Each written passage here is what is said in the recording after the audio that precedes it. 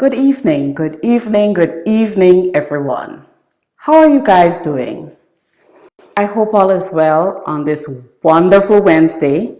And I just thought that I would make a little time to come on and chat with you guys about who I am, what I do, and how I serve.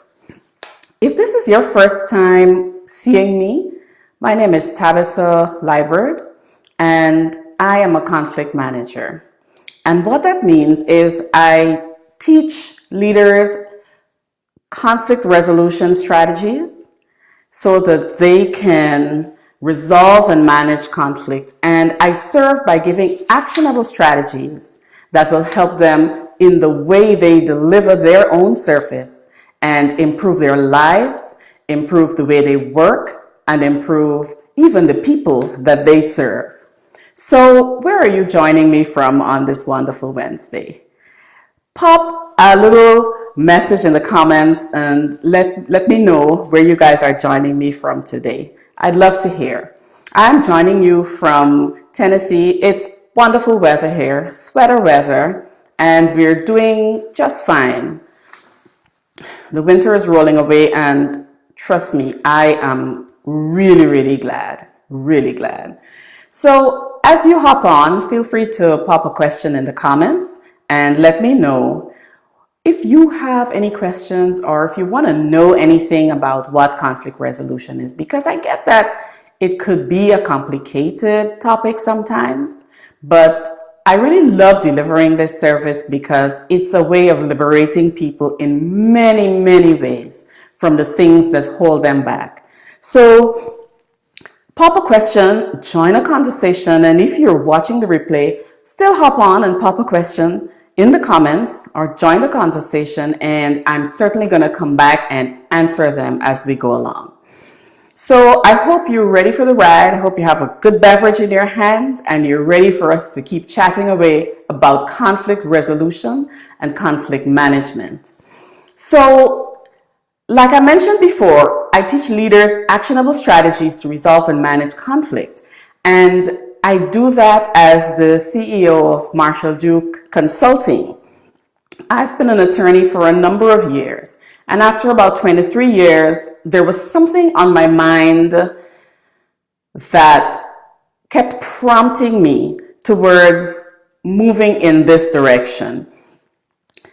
I don't know if you've ever been in a position where you're working in one arena and you're doing it and you're really successful, but deep down inside, you know there's a better way. And if that's you, let me know in the comments if that is resonating with you and if you feel that way.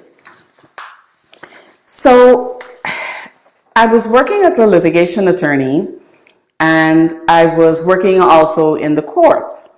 And for some reason, although I loved what I did and I was really successful, I kept seeing the effect that litigation had on relationships. There was something that was driving me to examine the way people approached litigation, the way parties approached it, and what happened after they completed the case. And many times I found that the relationships changed in a way that they couldn't recover. And after seeing that for a number of years, I was drawn to trying to figure out how I could help people to get issues resolved and still maintain the relationships that are so dear to them. Because for me, relationships matter. So after doing that and observing that for a few years, I noticed that in a situation where a matter is going to court, many times someone retains an attorney. And in doing so, you tell that attorney what you want. That attorney would then tell you what the laws and the rules are governing the matter that you're working on. And after that, guess where it goes? It goes to the judge. And who gets to decide? The judge gets to decide what happens with your case. And win or lose, relationships were affected. And I really sat with that for a minute and I thought, I know there's a better way. I know there's a better way for people to resolve relationships, work on their differences, and continue to live the lives that they love. And so after a while, I left the law and then I started and completed a master's in conflict management. And that really just opened my mind to the millions of possibilities. And I kid you not, there are millions of possibilities that exist for people to restore relationships. When I entered the arena of conflict resolution, I saw that it is a voluntary mutual process. And that process of resolution begins only when both parties are willing to work at conflict. Many times, there is something that's happening between parties, and for whatever reason, there's one person who is willing to work at it and another person who just isn't. And that, in many, many cases, can pull the curtains back on what can be achieved when relationships are resolved. And I looked at that model and really liked it, so I learned a lot about it. And one thing that I could share with you, a little nugget that you can take away, is there are three main aspects of conflict resolution and tools that are used. And the first one is really simple. It's something that a lot of us do and we don't even realize what it is. It's called facilitation. And this is where someone helps to move a conversation along so that all the participants are free to engage in a discussion without carrying the burden of getting a result.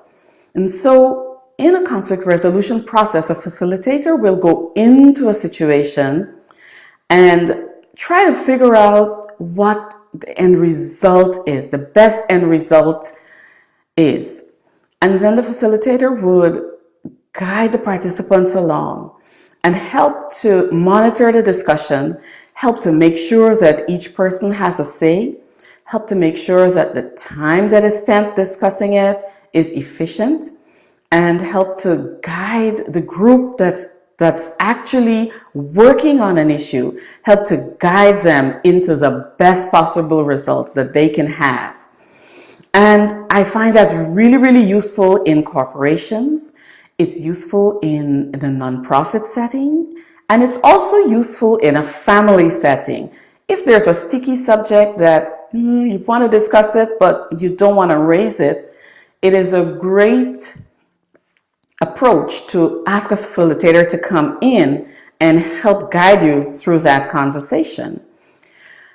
If you can think of anything that you would like a facilitator to do, or you think that would be a great opening where someone can come in and facilitate a conversation, hop in the comments and let me know. Let me know what ideas you have about it.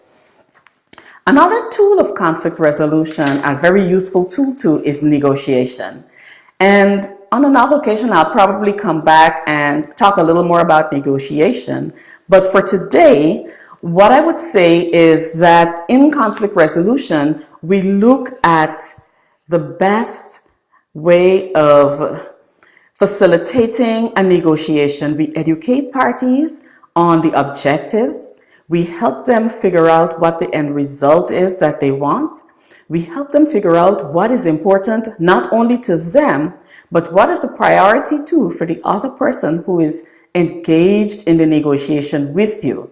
And once we're able to help you do that, we set you up for success in a negotiation so that you are able to enter that arena with a clear head, having looked at all the objectives before, having considered what your priorities are and the priorities of the person who is involved in it with you are, and understanding too what is the best case scenario for you. And that is a really important aspect of conflict resolution, and one that I think could be used even more often. We negotiate in so many things that we do. We negotiate with our children, we negotiate with our spouses, we negotiate with people in the supermarket, we negotiate with people on the road as we use the road and we use spaces. We understand how to share and to prioritize wants and needs. We understand when to give in. We understand when to stand our ground. We understand when to be brave and to speak our truth. And there are many, many aspects of negotiation and many kinds of negotiation that I can walk you through on another occasion. And a central process, the third and central process of conflict resolution is mediation. And mediation is something that I'm sure you've heard a lot about. Mediation is a process where someone who is a neutral party sits down with two sides that are opposing. And those opposing sides have not, for some reason, been able to come to an agreement or even to get a discussion moving. What a mediator does is to sit with those people and facilitate the conversation through a structured pathway to a result.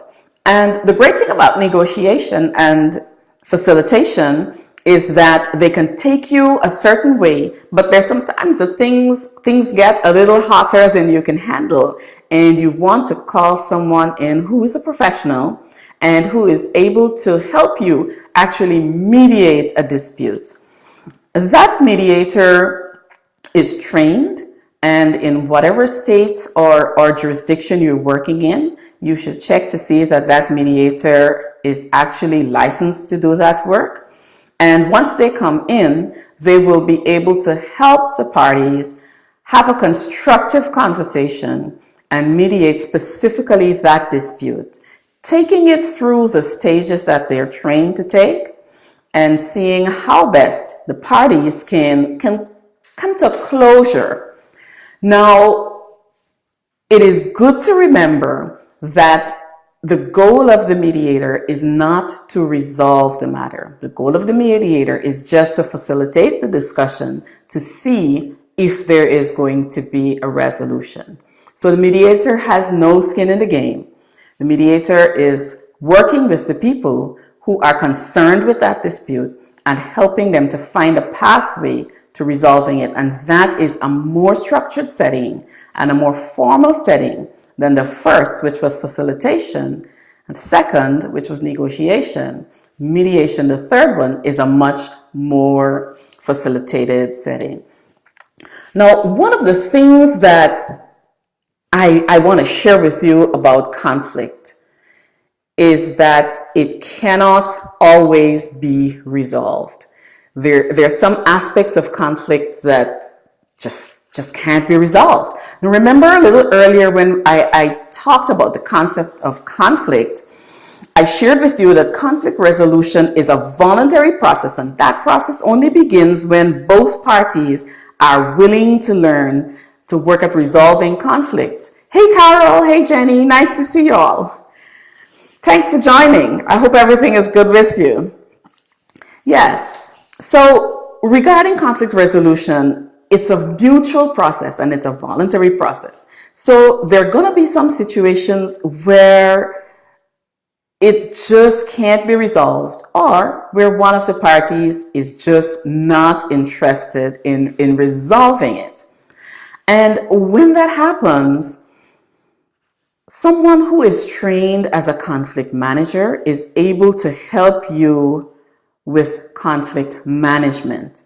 So conflict resolution is the first step, and it's a wonderful step to start with, because I always believe it's better to resolve conflict so you can really live the life that you love, that we're created to live and love. But if that can't happen and one party chooses not to resolve the conflict, or there's so many deep things going on, and so much healing that's needed that it doesn't seem as if it's going to be resolved, you can work with a conflict manager, just learning how to manage conflict. A conflict manager is going to work with either side, work with that one person who needs to exist in a space where there's conflict that can't be resolved. And that conflict manager is going to help you build up skills so that you're able to show up as your best self and you're able to navigate the situation and work in the environment. And it's going to happen in a way that gives you a pathway through the issues, looking at all of the objectives, and just whittling away at that conflict and still doing your best work and being your best self in the situation that you're in. And guess what? That conflict manager is going to work with you using the same tools that are used for conflict resolution. And those tools are facilitation. Again, the person acts sort of like a guide, giving you discussion points and helping you to work through the issue.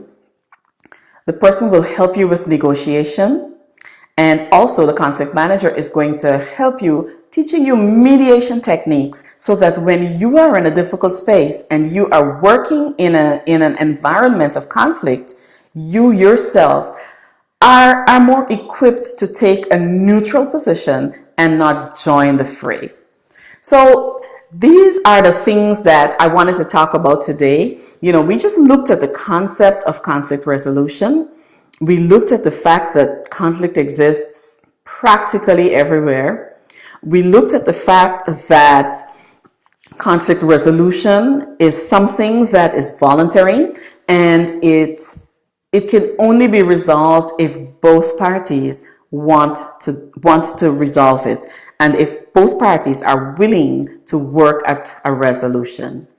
And then we talked about conflict management, and we discussed that where there is a situation that conflict can't be resolved, you can speak with a conflict management specialist to help you manage the environment that you're working in.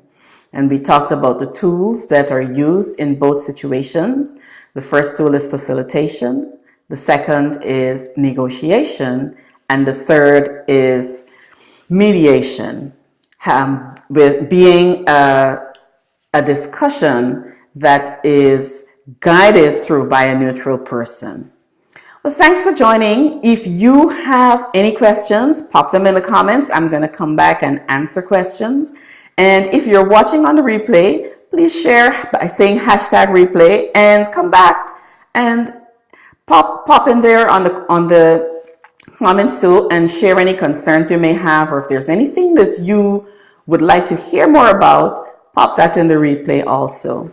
Thanks for joining. If there's anything that you would like to learn about conflict resolution, or if you would like strategies for conflict resolution, there is an ebook that I've written, and it's free. You can download it from my website. I am going to put the website here in the comments for you, and you can go to my website and download that ebook. It is packed with conflict resolution strategies that can help guide you through your life, your work, and the civic spaces that you exist in.